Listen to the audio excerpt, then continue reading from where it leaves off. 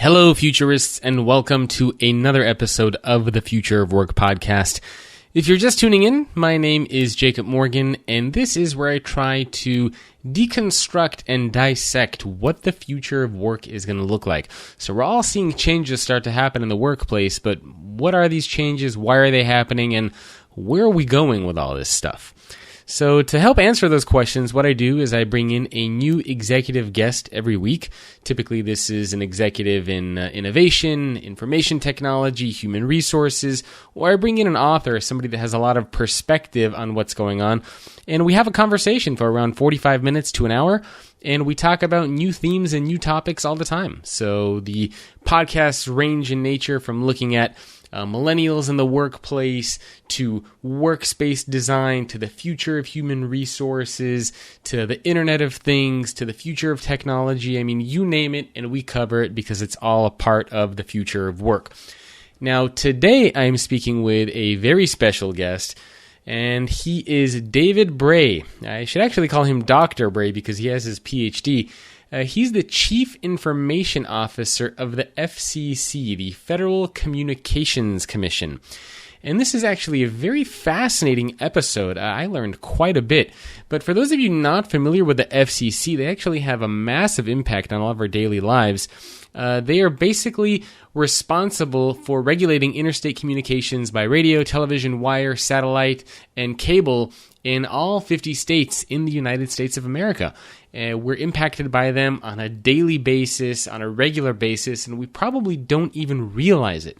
So some of the things that we talk about in this podcast, the overall theme is how exponential technologies are shaping the future of work. And I spoke with Salim Ismail a couple podcast episodes ago, a couple months ago, where we talked about his book, Exponential Organizations, and today we extend on that theme a little bit by looking at exponential technologies. So some of the things and topics that we look at are what exponential technologies are. David mentions, and we talk about why being a little paranoid in today's business world is a good thing. We look at what the FCC is, what it does, why it's so important for a lot of organizations today to move their infrastructure and their technologies to the cloud in order to be able to scale for the future that we are heading to. We also look at smart assistants and technologies that will know how you work and make recommendations for you. We look at robots, automation, human intelligence. We cover organizational structure and the human aspect behind work. And David shares a very fascinating story about 9/11 and what it was like to do business before 9/11 and after 9/11. And I won't spoil David's story, but where he was on 9/11 and what he was doing at the actual moment when 9/11 happened, I think you will find extremely, extremely fascinating. David has a very interesting and amazing background with a lot of the projects and the work that he's been involved in all over the world. He's also an Eisenhower Fellow, so he gets to travel and learn about what the future of work and technology is going to look like from all these various organizations and governments around the world. A lot of people have been asking me to bring in somebody from government to do a podcast, so I thought David Bray would be perfect. So I think that's pretty much it. I think it's a great episode that everyone's going to enjoy. If you like these podcasts, I would certainly appreciate it if you take maybe 10, 20 seconds, open up iTunes, type in Jacob Morgan or the Future of Work podcast, and leave a comment or rate the podcast. Let me know what you like, what you don't like. I read through all the comments, and they help me know if I'm doing a good job or if I should be improving or fixing anything. Suggestions, anything like that, put it in the comments. I'd love to make this podcast something that you find extremely valuable, so those comments certainly help. And if you want to get access to videos, podcasts, articles, and other fun stuff I'm working on, you can always visit my site where all of this content lives. That's thefutureorganization.com. And if you're interested in sponsoring a month of content, which includes 4 podcasts, 8 videos, 4 newsletters, and promotions through some social channels, then send me an email. Let's talk. My email is jacob@thefutureorganization.com. So having said all of that wonderful stuff, let's get right into this week's episode with David Bray, who's the Chief Information Officer at the FCC, that's the Federal Communications Commission, as we talk about exponential technologies and how they are shaping the future of work. Enjoy. 5, 4, 3, 2, 1. This is a journey. Empty your mind. Human intervention is required at this time. You'll know when it comes. We hope it never comes, but get ready. Welcome to the Future of Work podcast with your host, Jacob Morgan. Thanks for tuning into another episode of the Future of Work podcast. My guest on this week's episode is David Bray, who's the Chief Information Officer at the FCC and an Eisenhower Fellow. David, thank you very much for joining me. Thanks for having me, Jacob. So why don't we start with the very basics? Now, the topic of this podcast is going to be how exponential technology is shaping the future of work. But before we get into that, what is an Eisenhower Fellow? What do you do with the FCC? What is the FCC for people not familiar with it? Sure. So as an Eisenhower Fellow, I recently had an opportunity to go to Taiwan and Australia. The program itself has been around since the 1950s, where they send about 9 or 10 people from the United States each year to 2 countries of their choosing, and equally bring in people from overseas to visit the United States and actually meet with industry and government leaders. And so I was actually able to go to Taiwan and Australia to meet with their industry as well as their government leaders, including their ministers of justice, communications, and defense, to have conversations about how those 2 countries are getting ready for the Internet of Everything and what social impacts do they see, including security, privacy, and the changing nature of work. In terms of the FCC, that's my day-to-day job. I have been the Chief Information Officer since late 2013. The Federal Communications Commission has been around since 1934.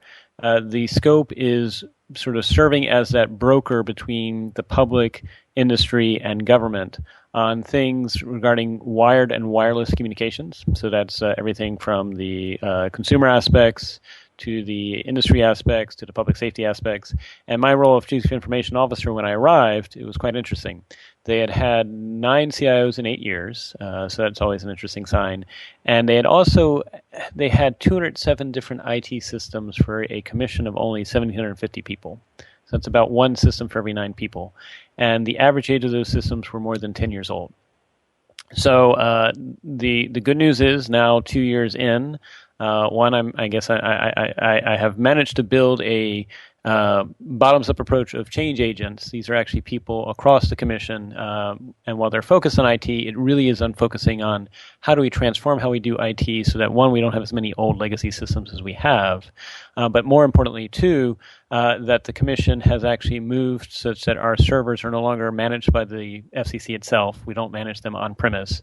It's much more cost-effective if we ideally either A, go straight to the cloud, which we have in some cases, which actually results in it being 1/6 the price of if we were trying to maintain those servers ourselves, or we move to a commercial service provider, and as of this Labor Day weekend, we actually moved those servers to a commercial service provider, and so we don't have anything else at headquarters anymore. Wow, that's actually, that's fascinating. Now, for those of you, or for people listening that are trying to think of how the FCC impacts their lives on a daily, weekly, monthly, yearly basis, I mean, what are some of the things that you control or make decisions on that might impact us on a regular basis? Yes, so the FCC has 5 commissioners. They are from both sides of the political spectrum. In fact, I'm not political. I'm a non-political senior executive, and I serve all 5. So they actually make the policy decisions, and probably some of the decisions include basically how does industry relate to consumers, whether it's with telecommunications, television stations, the internet, broadband connections. I don't really weigh into those as much. I'm really more focusing on just making sure that the FCC has its IT such that it can be that broker between the public, industry, and government. That said, if you do turn over any device that's wired or wireless, you will probably find on it an FCC logo. FCC does work with industry. It's actually part of a model in which we work with industry to provide standards such that those wired or wireless devices are not interfering with each other, and so you can actually do communications in the United States. Now, I've had a lot of people actually ask me, to have somebody from government and from city participate in an episode of the podcast. So I'm actually really glad that we get a chance to speak. So are there any differences, do you think, between what you are faced with at the FCC versus what organizations are faced with? I mean, is there some kind of a different dynamic as far as dealing with exponential technology that the government is specifically dealing with that most companies just don't understand? So I've served in both private sector as well as nonprofit context in addition to public service.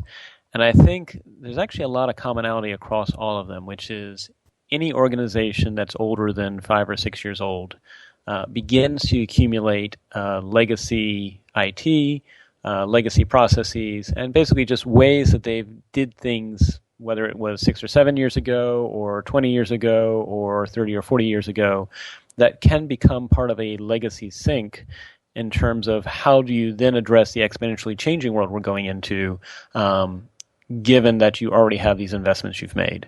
I've actually talked to a lot of private sector CIOs and nonprofit CIOs, and they too have a lot of legacy systems. I think the interesting challenge about public service is at the federal level, we don't set our own budget in the sense that we make budget requests. They then get passed up to the presidential administration that then works with Congress, but then ultimately Congress actually passes our budget. Within a single organization, you probably more have a sort of autonomy where the CEO is working with the chief financial officer. Depending on the type of organization, they may have to go to their board of trustees and make a recommendation.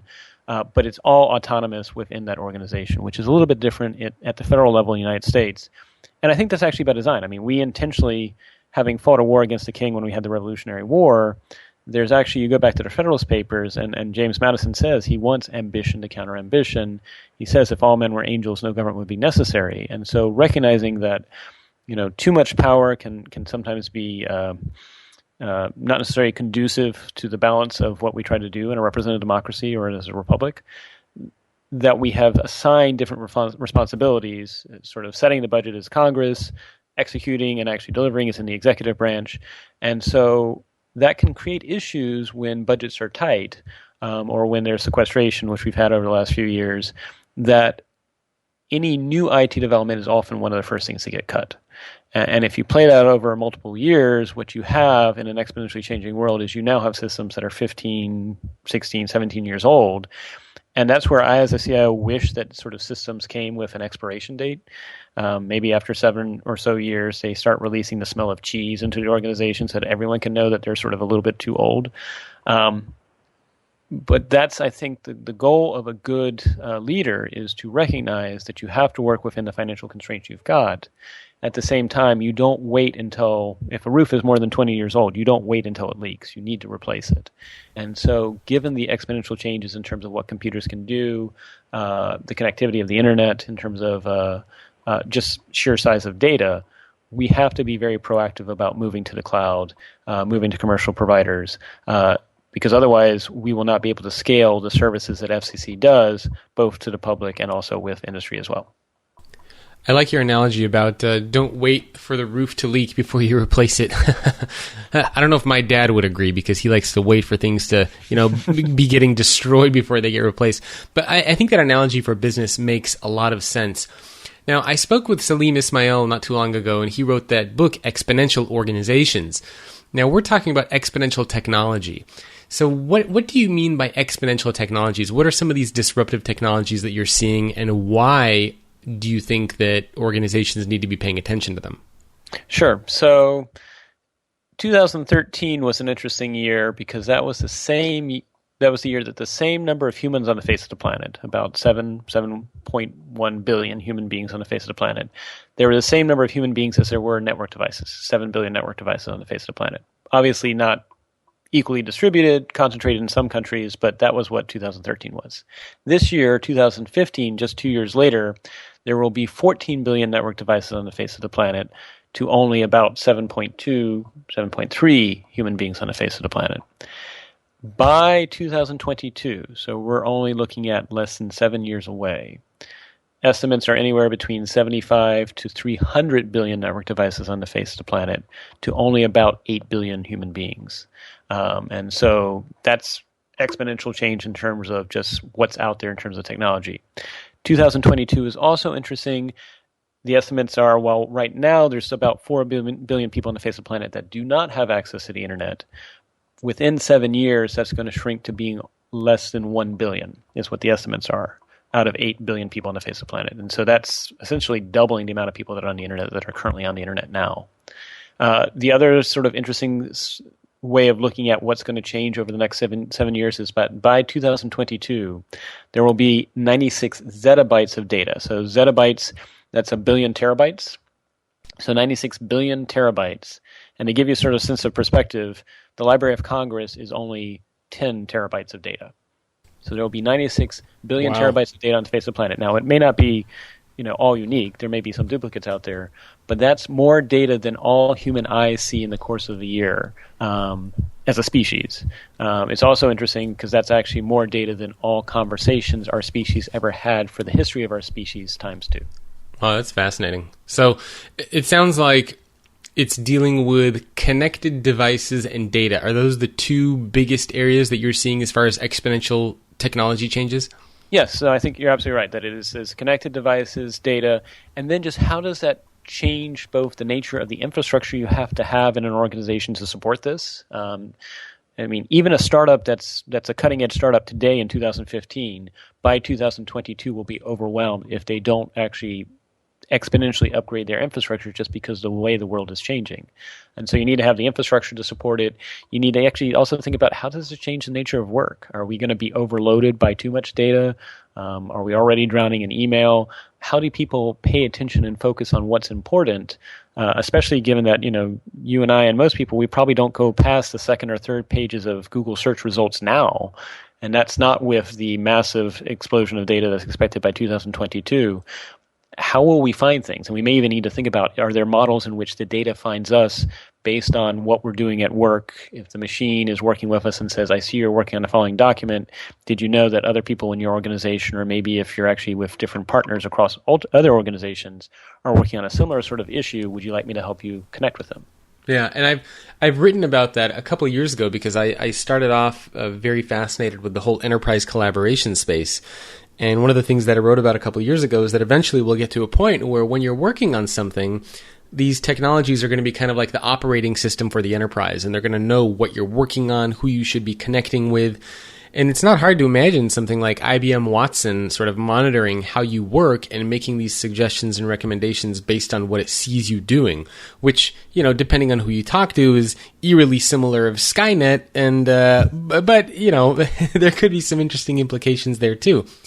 Now, for the average business, what does this connectivity and this data mean? So, if I'm a business thinking about this, I'm thinking, okay, great. So there's going to be more connected devices and there's going to be more data. Well, so what? I mean, what does that mean for most businesses out there? Right. So I think it for any organization, it's exactly what you thought about. One, how are my employees in that organization going to collaborate better than they have? And so thinking about that the way we currently collaborate right now, if it's over email, if it's over IM, if it's over some sort of collaboration tool, that will not scale for the volume of connectivity and data that we are expecting over the next 7 years. Two, I think it should be recommended that any organization should be, I would recommend a healthy dose of paranoidness, that be paranoid that someone else may figure out a way to disrupt the current business model you have.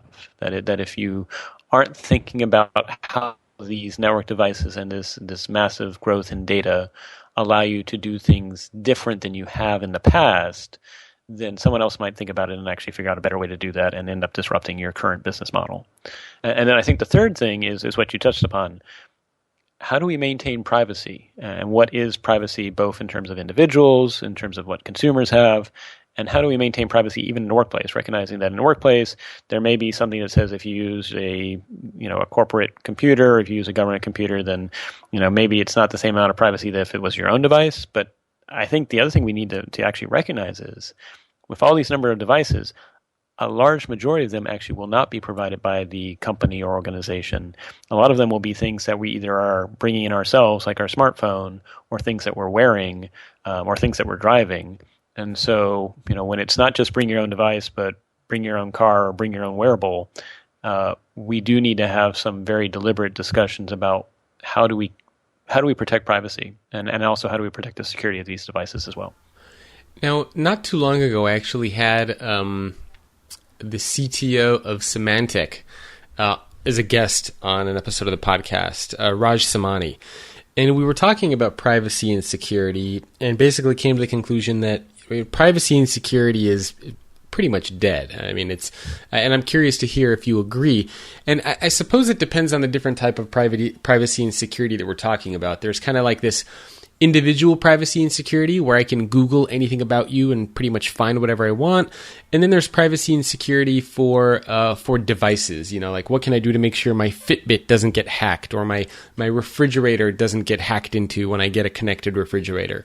So I mean, as somebody that is, the CIO of the FCC, where is your head when you're thinking about privacy and security? Are you thinking about locking down individual information, locking down device information, and can you even get true privacy and security? So I think this is actually, we're really at that sort of the tipping point in which these issues need to be discussed, and need to be discussed across sectors. And there's also the phrase that says it really looks like history and we're in the midst of living it. I think that's what we're currently experiencing right now, is we're trying to make sense of how we can do these things. Now, I'm not ready to say that privacy and security is dead yet, and maybe that's just my own personal belief model, but when I went to Taiwan and Australia as an Eisenhower Fellow for about 5 weeks to meet with their industry and government, one of the conversations that came up a lot in Taiwan was how can they do an open approach to cybersecurity? So the idea that with these massive number of device increase, that the way we've been doing security up until now has pretty much been castle and moat, in which we build a moat around the organization we want to defend. It's the firewall or other things such as that. Maybe we also do defense within the castle, but we're waiting until something affects us, and we're watching the castle. Absolutely. The challenge with that is there are millions of other castles out there, which are other organizations. And if we could come up with an open approach in which an organization could anonymously share, or at least de-identify, saying, I'm currently seeing these things hitting my moat. Other people, you may want to configure your moat to actually be able to respond to it. We collectively would be better off than just waiting until something hits our moat. And so I think that's the interesting question about, could we do open cybersecurity, but at the same time recognize that a lot of private sector organizations don't want to reveal if they're having any adverse things occurring to them, because that may then either, undermine their integrity, may lose a customer base. They may need to think about safe harbor. So that was the conversations I had in Taiwan. In Australia, the interesting thing that Australia talked a lot about was on the issue of privacy, which was right now, most of our privacy settings on the internet are set on the platforms themselves, whether it be a LinkedIn, Google, Facebook, Twitter, whatever platforms out there. And I'm just throwing those out as examples. There's many, many, many more. And the challenge is that puts our privacy settings on the same platform that also has the data about us. And so Australia was asking the question about, could we separate the two? Especially with advances in terms of machine learning and natural language processing, that could you have a intelligent agent, intelligent app that doesn't store your data but serves as your broker to those platforms, and you basically tell your app, the app may ask you, would you be willing to share your healthcare data with organization X? And you might say, no, I don't want to. It says, okay. And then maybe later it comes back and it asks you in a form of a question, would you be willing to share your healthcare data with company X in the event that you're in a car accident? And that's where you can make a choice. And then you may still say no. And it says, okay. And then maybe it'll come back and it says, I see you're wearing a wearable device that's monitoring your heart rate. If your heart rate drops below 40 beats a minute, would you be willing to share your healthcare data? And probably most of us at that point would probably be willing to say yes, because maybe something's going wrong with us. And at that point, privacy is not as important as resuscitating whatever the issue is with us. Yeah. But we don't have that granular dial right now because our privacy settings are set on the platforms themselves. And those platforms may have an interest to keep that. And then two, it's not in the form of a question and answer it does not permit us to have conversations about what degree, and you may make different choices than I do, but that's where I would like us to go, is to where we actually provide a choice architecture, both in terms of privacy for the individual that is focused on the individual in terms of how they interact with other platforms and their data, and the same thing for security as well. But don't you think that would be dependent on the platform you're getting access to? Because, for example, if you were to ask me, hey, do you want to share all this personal information about yourself? I would most likely say no to a lot of things. But then if that meant that I wouldn't be able to use my iPhone or purchase things on Amazon or get access to Facebook or Twitter, I would probably say, okay, well, I really don't want to share this information, but to get access to these technologies, I will. Because I find that, every time you buy something on Amazon or you sign up for Facebook or Twitter or use your phone, you agree to these like 60-page privacy statements, and you have absolutely no idea what information you're giving up. But if you were to just ask somebody, hey, are you willing to give this stuff up to a company? I'm sure a lot of people would say no. But if you were to say, hey, would you give this up to be able to access Facebook? Then that might be a little bit of a different conversation. So do you think it would be platform specific? Well, so I think you hit the nail on the head that the conversations I had as an Eisenhower Fellow in Australia was exactly that we do get those 30 or 40 page or 60 page end user agreements that, you could take the time to read them, but 3 or 4 hours later, is it either A, you're asleep, or B, you finally hit accept or reject. So if you even understand what it is that these documents say to begin with. Right, I agree. And so I think, but that's where, so the challenge is right now that has effectively made it a 0 or 1, which is you either hit yes or you hit no. And if you hit no, then you don't have access to whatever platform it is. I would like to think that if the public was interested enough, and this would have to be a public good. I don't know if any one company would be willing to do this. That we could have an open source platform, and that's what I was talking about with this agent or app, where it would be open source, and one, you could see the code so that you can make sure there are no backdoors, and I think that's important in terms of getting trust. And then two, it could allow hooks to be built to other platforms like Google or Facebook, because the reality is you're not going to put all your data with Facebook. I mean, your healthcare data, I hope you never put on a platform such as that. It may be in other places, but maybe there's a brokerage between that trusted agent of yours and different platforms such as that, and healthcare data, and data from your car, and data from your home. It allows us to be much more like a resistat as opposed to 0 or 1. And yeah, it may very well be that if you say you don't want to share this data with platform X says, well, then you need to pay now. In the past, I've been providing you a free service. You only get that free service if you're willing to share this data with me. But if you don't want to provide that data with me, then there's going to be a monetary value assigned to the service I'm providing to you. But that allows people to opt in and opt out, whereas right now we just don't have that choice. Yeah, that's true. And at the end of the day, I'd like to celebrate the fact that in the United States, I'd like to think we are a society that tries to provide choice. We've just not had that level of conversation. And I recognize that this will be, if we did do something where we put power back in the hands of individuals and consumers to make these choices, and again, I'm wearing my Eisenhower hat when I say this, not my FCC hat, that may disrupt the business model of several organizations that right now are, whether or not the individual recognizes it or not, they're actually profiting off the data they're capturing about us. Yeah, and the other challenge is that we don't even know what data is out there already about us. So, right. I mean, who knows what third-party services know about me? I mean, I wouldn't be surprised if they knew absolutely everything there is to know about me. But there's no way for me as an individual to know what other people know. Right. And that's another big problem. I mean, do you think we're ever going to get to a point where I, as Jacob Morgan, will be able to go onto some sort of app and say, or site, and see a list of all the information about me that's kind of out there somewhere that people can access? That's a really good question. So you can look at some of what's happening in Europe already. I guess is trying to tackle that issue. I don't know exactly where it will go, but the right to forget that's being asked about in Europe. I do agree that there's just so much data on the internet and it continues to grow, and in fact the most of the internet that we see is really just the surface. That's the internet that's commercially available, that's discoverable by search index. That said, if you think about it, we do have, for credit reports, you can actually go to Experian, TransUnion, Equifax, and you can actually ask for a record of what they've captured on you and your credit history. So that's one example of where that is done. And then if there's something that's wrong, you do have a recourse to actually go back and actually say, well, maybe this isn't right.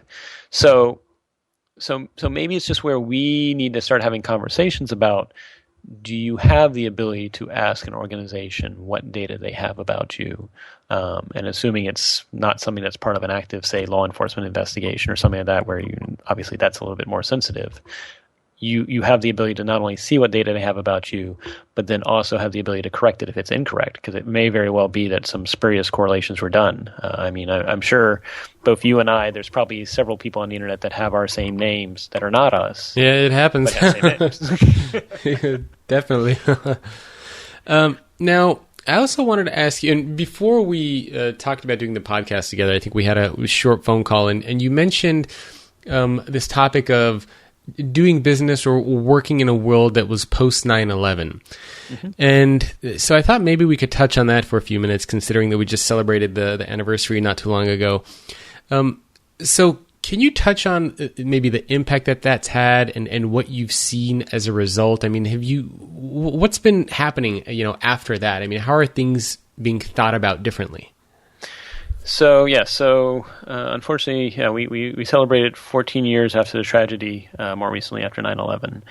And sort of give some context, back in 2000, December 2000, I signed up for a little-known program at the U.S. Centers for Disease Control by the name of the Bioterrorism Preparedness Response Program. We were 30 people, mostly doctors and epidemiologists. I happen to have a background in biology and computer science, and we were there we basically were there to think about what if a bioterrorism event ever happened in the United States. And this was in 2000. And the reason why we were created was, one, there had been the sarin gas attacks that had happened in the 1990s in Japan. And two, apparently discovery that certain countries, apparently at the same time that the CDC and the World Health Organization were eradicating smallpox, other countries may have been stockpiling it. So it was every 6 months. We may have been called a Cold War relic. We may have had our budget cut that we didn't need to exist. And we said, well, actually, we kind of think we do. But, again, it's like I talked about, where the budget is not set by the organization that's trying to actually implement whatever we're trying to do. And it was actually on September 11th, 2001 at 9 o'clock in the morning when I was supposed to brief the CIA and the FBI as to what we would do technology-wise if a bioterrorism event happened.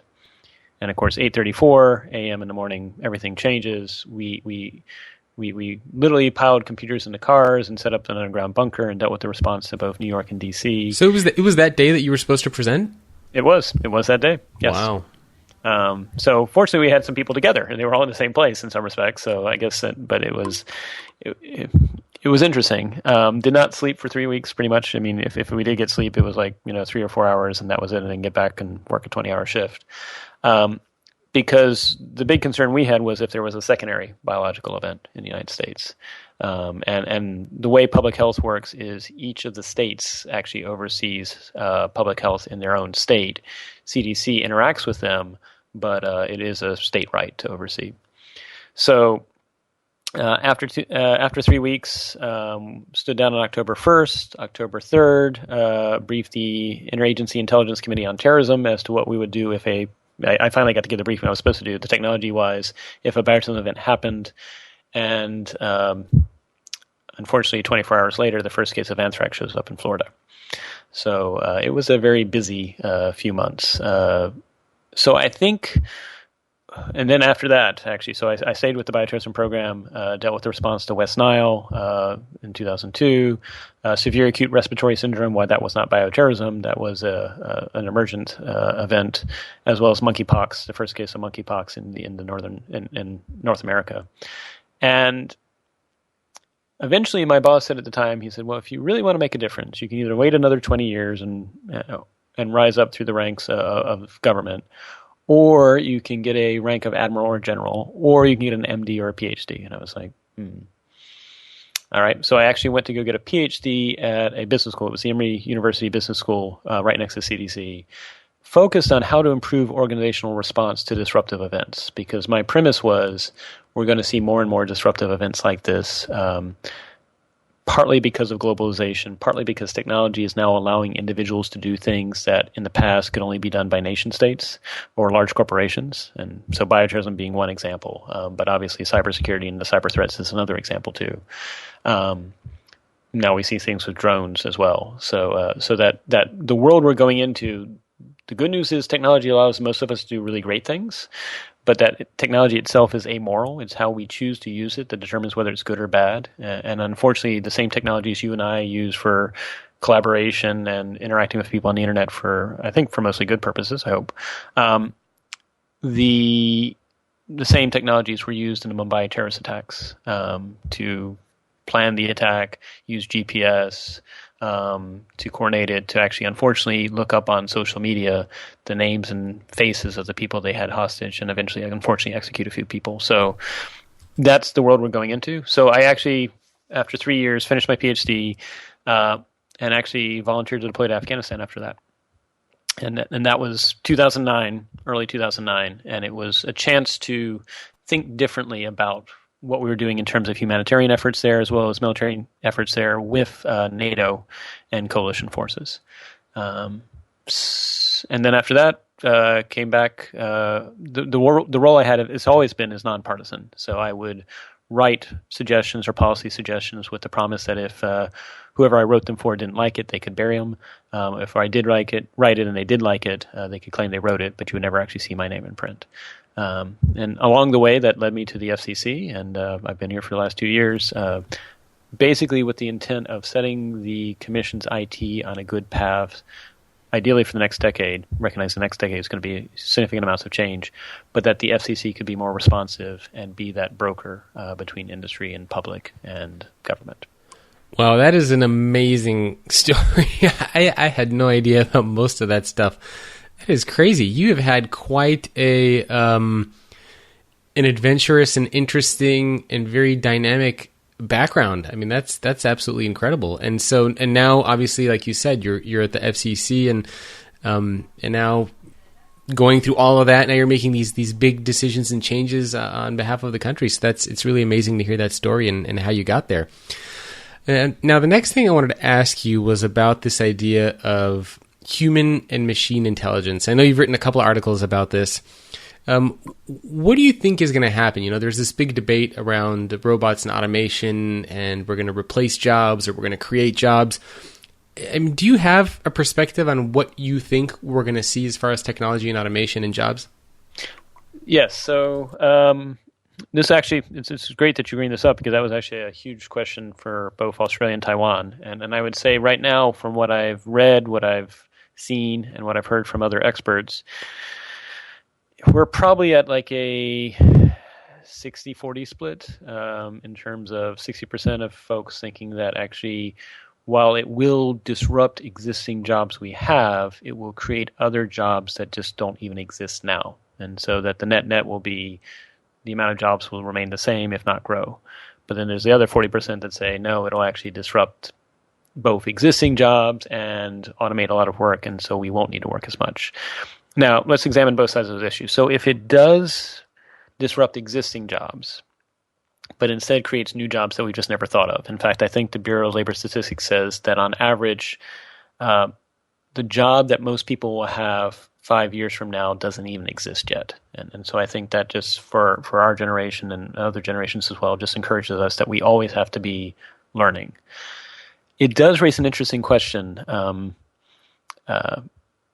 Should we think about part of a social contract being that we will help you if you are unemployed because your job is disrupted for whatever reason, because it's no longer necessary as a result of machine learning and technology? As part of the social contract as part of the benefits is we need to help you get retrained. And you can pick what you want. Again, I'm a big believer of choice, but the recognition that jobs we have now, some of them may disappear and not be needed going forward because of automation, but that doesn't mean other jobs will be necessary. And is that something we need to have a conversation with? On the other hand, if the proposition that, the minority view, but it's still a sizable 40% that seems to think that not only will existing jobs be automated and no longer necessary, but the net new jobs will actually be less, maybe the solution is we just work less.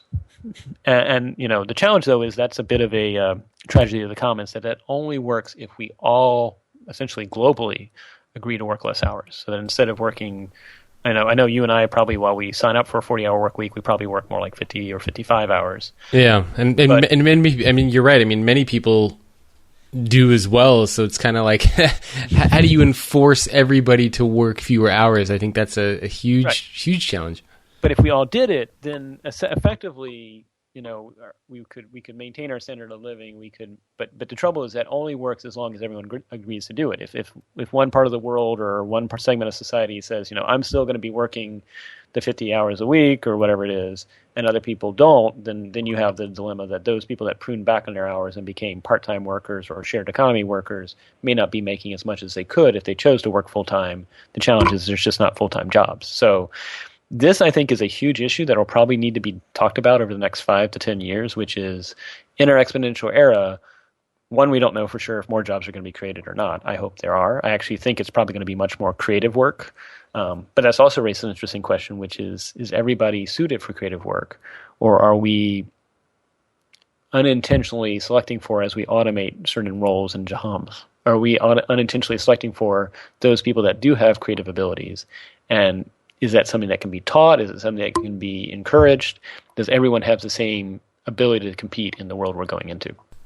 Yeah, I mean, I think it's a really, really fascinating debate. Where do you stand on that? What do you think is going to happen? Are you more on the replacing jobs or the creating jobs? I think it's going to be replace the jobs we have, and I would lean, and maybe it's just because I'm an optimist, is I'm going to lean towards new types of jobs that are going to be created. The one thing I do say right now when people worry about machines, right now the state of machine learning is a lot like a 5-year-old, in the sense that we don't tell a 5-year-old how to speak in terms of here's a subject, here's a verb, and here's an object.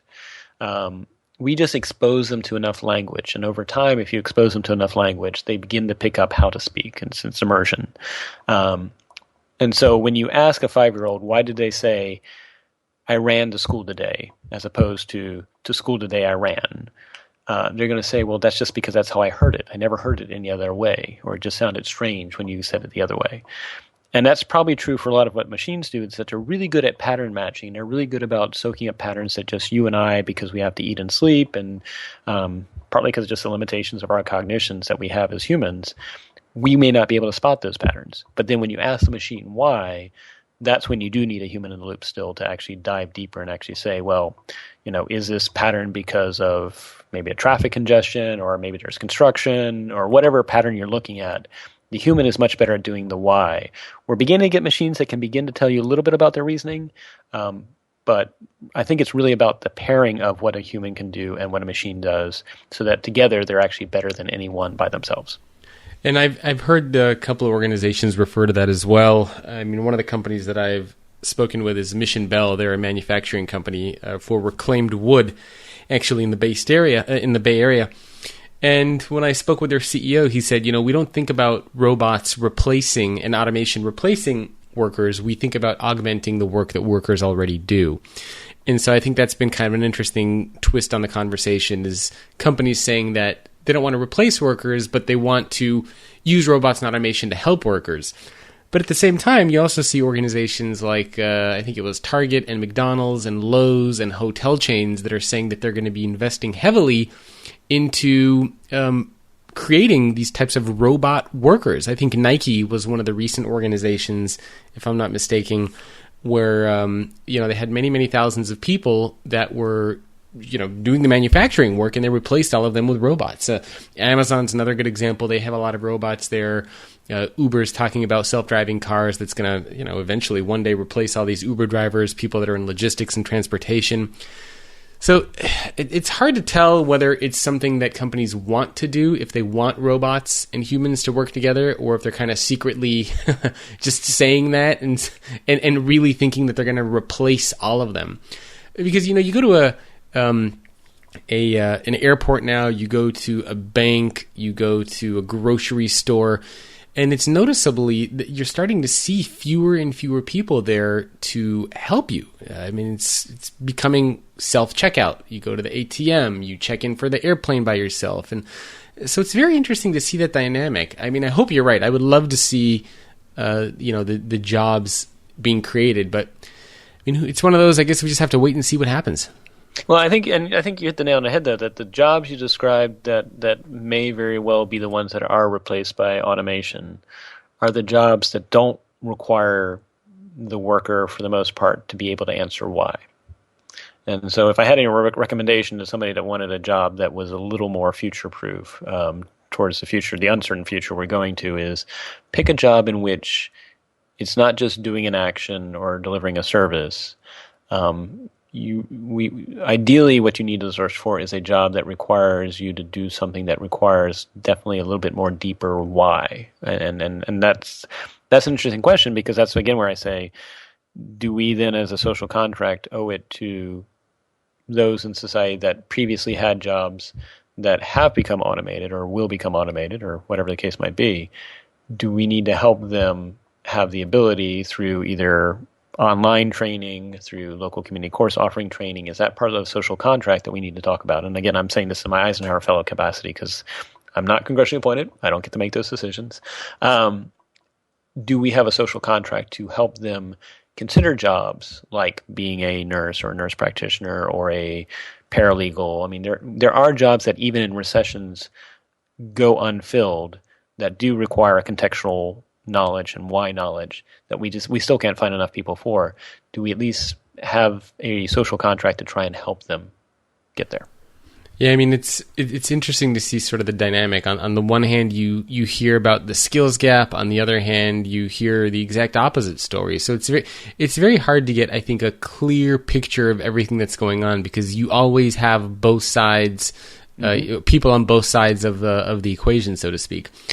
And now, another thing that we touched on at the beginning of the podcast that I want to get back to you about is, how do you see the overall workplace changing? Just in terms of how work gets done, when we work, where we work, why we work. Are you seeing some broader changes and implications as far as just how work gets done and how the workplace is changing? Yeah, so I mean, well, obviously the one that probably you and I both are experiencing, in fact, the very fact that we're sort of doing this podcast in different geographical spaces, is it's increasingly mattering less where you work. And at the same time, I say that with a caveat, that there's a lot of evidence, both from Silicon Valley and other workplaces as well, that while it geographically does not matter where you work, that we can have the equipment wherever we're at. In this case, I actually just pulled over to the side of the road to actually do this call with you. Face-to-face still matters. That we still are biological creatures. There's a lot of evidence that shows that if you start off any new effort doing it face-to-face with people and then later going into a virtual setting or doing it online, that if you start off face-to-face, that actually will breed trust because people have seen each other and it's going to be much more successful. Whereas if you don't start off with that face-to-face, they've actually shown the performance dynamics of virtual teams are just not as effective. And I think we've seen that some with Yahoo and other companies too, that have encouraged at least to have some presence in the workplace amongst their workers. They're not all virtual. I think the other thing is, again, what we are talking about with machines is what parts of a person's job are more rote in nature or more repetitive in nature. I do know, like, one of the things we do in public service is we have to issue contracts for work to be done by the private sector. We have to make sure, because we are public service, we have to make sure these contracts are fair and equitable as much as we can. And so there's a very lengthy review process to have everything go through the right checks to get that contract out, and then equally to have it competed and then select the best bidder and go from there.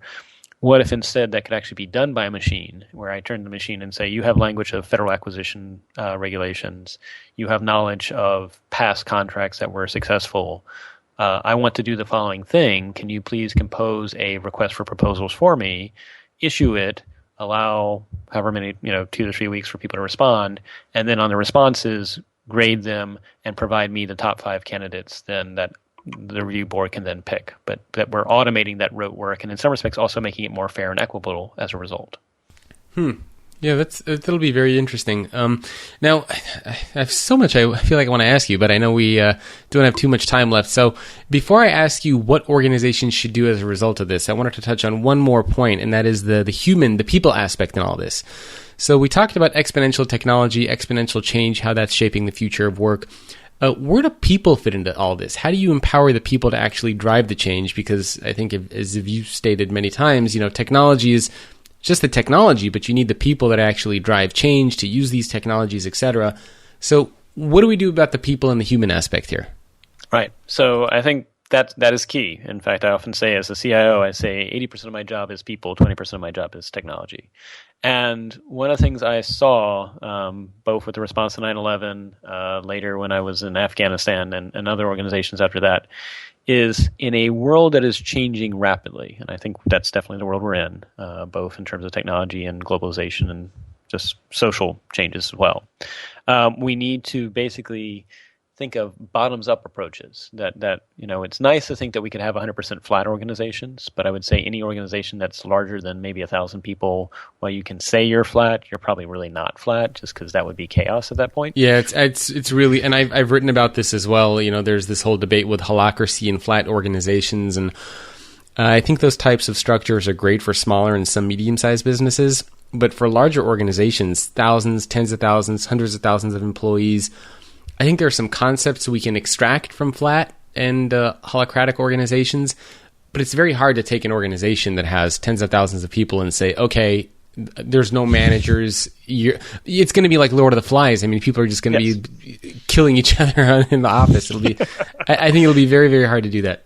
I think that would be an interesting episode of The Office, too. I'd like to see Lord of the Flies brought to the office. Yeah, exactly. But you're absolutely right. And so if we have to have some structure, I think what I'm looking at is how can you empower the edge? And often what I talk about and that I've been trying to champion for the last 2 years is the idea that what a good leader does is they provide a space in which their change agents that they have know the boundary conditions of what they're seeking for in terms of solutions.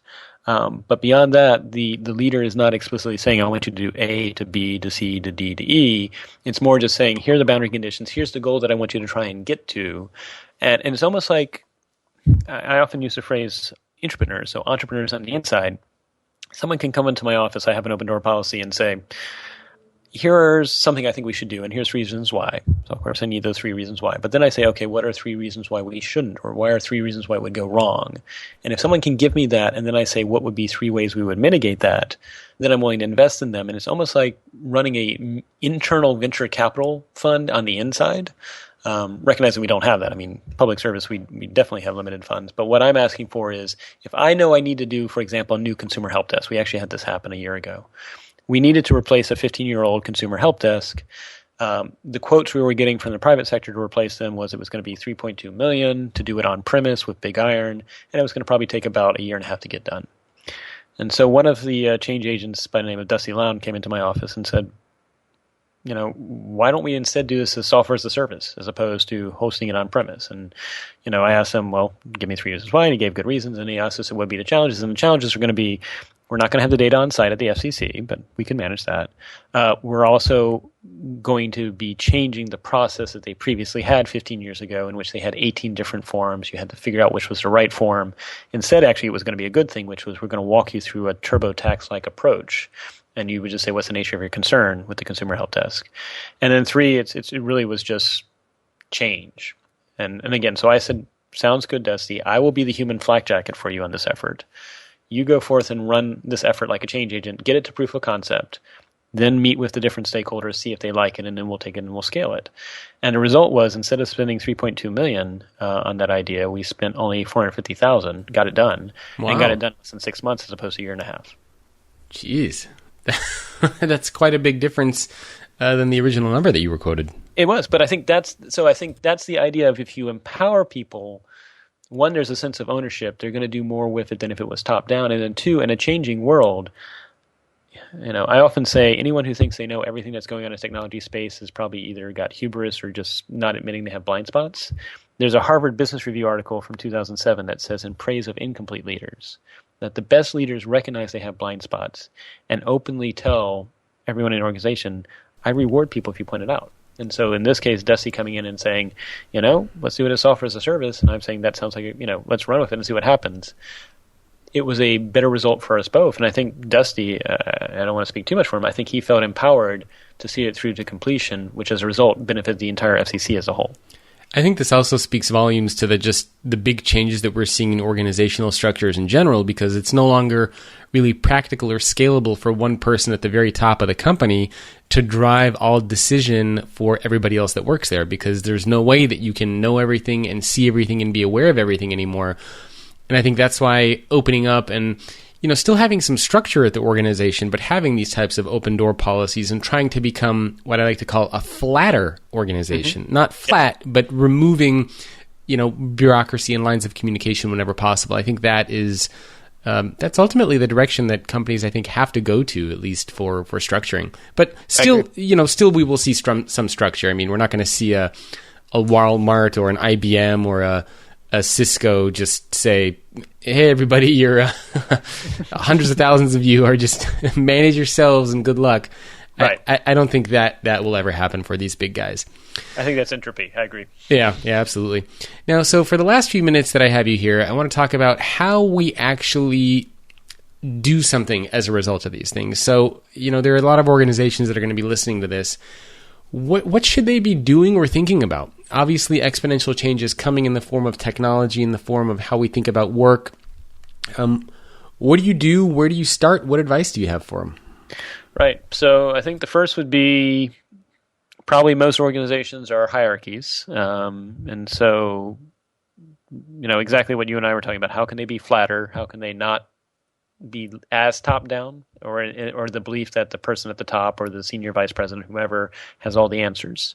One of the things I like to do is sometimes I just bring in coffee and donuts on my own dime, and I just bring them in and I say between the hours of 10 and 12, I have breakfast or brunch, and if anyone wants to come and talk to me about certain things they're seeing or certain things we can do better or concerns they have, come on by. And that sort of openness allows people at all parts of the organization to bring out interesting ideas. They may want to think about actually running internal challenges, which is if someone gives us an idea that allows us to either get our product to market 10% faster or reduce its cost 10% or increase our profits by 10%, whatever it might be, if anyone has an idea and can bring it and actually show it through to actual reality, maybe there's a challenge on the inside, and there's a reward for that. Because I often say, what gets rewarded is what gets done in organizations. And so I think they need to think about what things do we need to reward going into this exponential era. On the actual exponential change part, how much they need to have some serious conversations about how much are they burdened by their legacy investments and what's a phased plan to get out of that. If it's legacy IT, a lot of it's probably going to be legacy processes. The processes they have, if they're more than 10 years old, were processes created based on the technology, what the technology supported at the time. And as you and I know, the technology nowadays can do things much more rapidly than what was done 10 years ago. Well, why do you think it takes so long for change to happen? Because I feel like, when my first book came out on collaboration in 2012, I mean, even then the conversation was very popular around change and collaboration and all these things. And to be honest, years later, I don't think that much has changed. And a lot of organizations are still having these discussions around why we need to drive change, and reports keep coming out saying that change has to happen. But it feels like a lot of organizations are either they don't see the need or they're not doing it. I mean, I don't know what the disconnect is, but it just feels like a lot of companies are not really doing anything. I don't know if you're seeing that on your end, but I feel like there's a lot of talk about it, but there's not that much action going on. So I would agree. That's, I think, human nature. I think it was Hobbes, but it may have been Locke. But basically, they said, humans aren't prone to change when they're happy, and it does take sort of a crisis for things to change. And that's partly why, I mentioned I came to the FCC. They had 9 CEOs in 8 years. I actually chose that because it made it easier for me to say, well, clearly what we've been doing isn't working. Same thing when I was in Afghanistan in 2009. It was also a situation where I could say, well, I think we need to actually have some serious thoughts about what we're doing here. And then the events of 9/11 and anthrax in 2001, tragic, also allowed that conversation of, okay, we now need to change. And so getting that change imperative and that urgency, I think a lot of organizations may be aware that they need to change, but they're not really feeling the heat yet, or they haven't had that sort of extreme crisis yet that has actually pushed them to the level in which they now all have to take the change. And then it's also just the art of narrative. I think a lot of people think they can drive change from the top. I've seen people try that. It very rarely works. Or I've seen also people try to bring in people from the outside and keep them completely separate from the existing people, and that just ends up alienating people. I'm a big believer that it's got to be a very compelling narrative that is shared across the existing people and the new people, that is communicated often and regularly, that we all are part of this change, and here's where we want to go. So if you were running, I don't want to name any any organizations that aren't doing very well, but let's say you were running an organization that was faced with trying to decide what to do about exponential change, and they brought you in and they said, all right, we want you to be in charge of helping us figure out how to navigate change. I mean, where would you start? What would you do?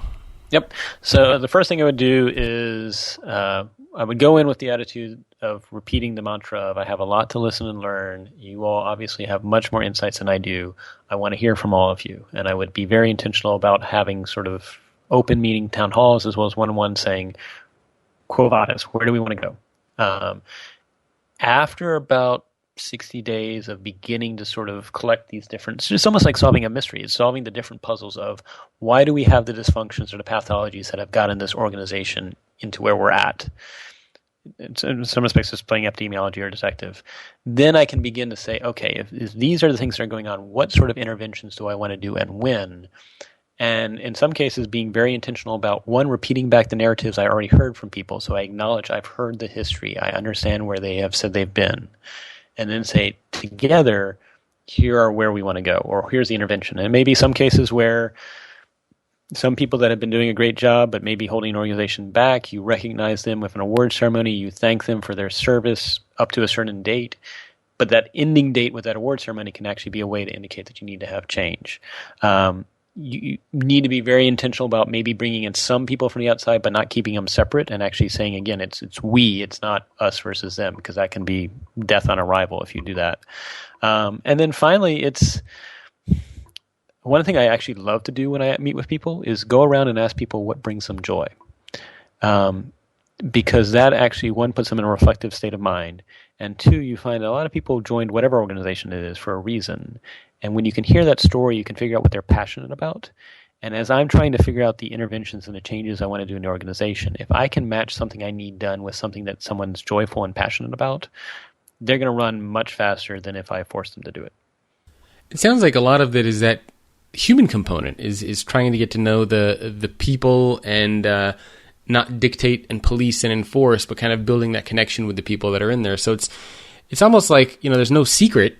It's building that good relationship with the people there and trying to understand and listen to their feedback. Oh, absolutely. And I say this because I'm a preacher's kid. My dad's a Methodist minister. My mom's a school teacher. Any organization, it is about the people. I think that's fantastic advice. What would you tell employees at an organization? So these are people that are perhaps not in senior or executive level roles. They're thinking about how to drive change or at least introduce change. Is this something that only executives can do, or can entry-level employees make some change happen as well? Oh, I think, especially in an exponential era, and again, the conversations we've had about huge connectedness and the nature of the world we're going into, it's got to happen at every level. I would say anyone wanting to drive change needs to be very intentional about distinguishing the difference between management and leadership. Management is when we do what's expected of us, whether it's by our boss, our peers, or even our reports. Leadership, on the other hand, is when we intentionally step outside of expectations. And in fact, leadership comes from the Greek word lead, which means to send unto death. And it's important to be aware of that. Why it's being sent unto death is back in ancient Greece, when a melee army was carrying a flag, the one that was carrying the flag was the lead. And that's fine until one melee army meets another melee army, and guess who's the first to die? The leads, the flag bearers. So when you're stepping outside of expectations and you're going to try and create change, someone's going to get upset, whether it's your boss, your peers, or reports, and they're going to want you to get back in your box. Nelson Mandela said his most trying moment actually was as a leader was when he actually turned to his own party, the African National Congress, and said, "We're going to make peace with a white minority." He almost had a coup. Isaac Rabin, an Israeli, when he turned to his own Israelis and actually said, "We're going to make peace with the Palestinians," unfortunately, he was assassinated by an Israeli. So when you're going to create change in an organization, you need to be very intentional about you are setting outside of expectations. You're going to be creating friction. Someone's not going to be happy. And you need to have a strategy to manage that friction at such a rate that you don't die. I think that's. I didn't know about the history of the word. Actually, that's really interesting. Is there anything else that you want to touch on or mention before we wrap up? I think the world we're going into, and aside from the exponential change we've talked about and the fact that anyone can be a leader in an organization as long as they have a strategy for managing the friction, and that may include building networks within the organization or building a team approach. I think the other thing that I would say is that that part of the nature of the change we're experiencing, it's blurring the lines and definitions of what things used to be. I mean, it used to be a very clear delineation between when you bought something and it was for sale. And now, you buy something, but it's on your credit card, and maybe you can return it after 90 days. So that's kind of more blurred. The internet has made it more blurred as to what's something inside your organization versus outside. Where your data is, of course, with the cloud, it's much more blurred too. And so the world we're going into, things are getting more blurred. That can create both confusion, but it can also create opportunities in the sense that I've been very intentional talking about that I work in public service, and that public service is first and foremost about serving the public and actually listening to the public and actually involving the public. In fact, some of the things that technology allows us to do now is the public is not just a passive recipient of services from government, but they can actually choose to opt in and inform what government does. And then the other part of public service is public-private partnerships, that it doesn't all have to be done by government agencies, and then finally government professionals. And I want to highlight that because even if you're in the private sector, be aware of these blurring of the lines in terms of where does your organization start and stop? What are your partners? Where are your customers? Where's the lines there too? That blurring of the lines is an opportunity to actually think about new ways of doing things better than you've ever done before. I think that's a great way to wrap up. I think blurring lines, we're starting to see that not just in the business context, but in our work lives and our personal lives. We're absolutely seeing blurring in pretty much every aspect between technology and people. So I think those are great words of wisdom.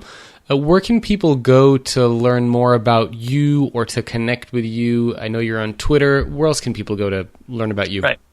Probably the best would be, first would be Twitter as FCC_CIO. I am on LinkedIn, so that would be linkedin.com/n/dbray, Delta Bravo RAY.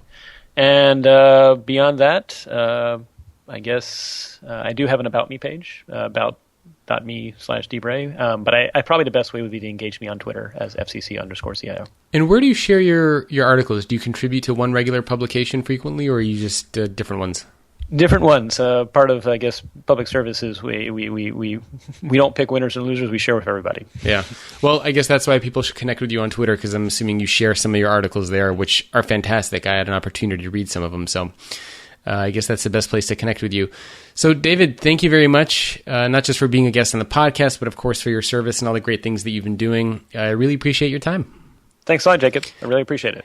And thanks for everyone for tuning in this week's episode of the Future of Work podcast. My guest has been David Bray, the Chief Information Officer for the FCC and the Eisenhower Fellow, or an Eisenhower Fellow, I should say. David, thank you again. Have a great rest of the day. Thanks a lot. Thanks for tuning into the Future of Work podcast. If you want to learn more, you can visit my website, thefutureorganization.com, or check out the FOW community. That's FOWcommunity.com. I'll see you in the future.